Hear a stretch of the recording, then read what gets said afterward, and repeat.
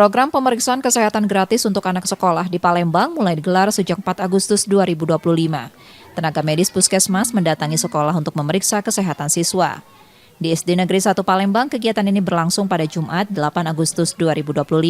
Sebanyak 532 siswa mengikuti pemeriksaan yang meliputi kesehatan gigi dan mulut, pengukuran tinggi dan berat badan, serta pemantauan tumbuh kembang.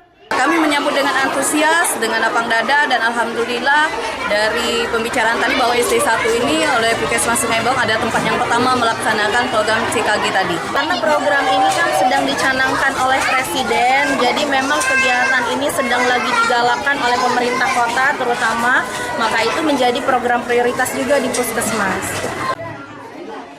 Kegiatan yang dilaksanakan Puskesmas Seibaung ini menjadi bagian dari program prioritas pemeriksaan kesehatan siswa yang ditargetkan menyeluruh dan bertahap selama 1 tahun. Muhammad Reza Pahlevi, Kompas TV, Palembang, Sumatera Selatan.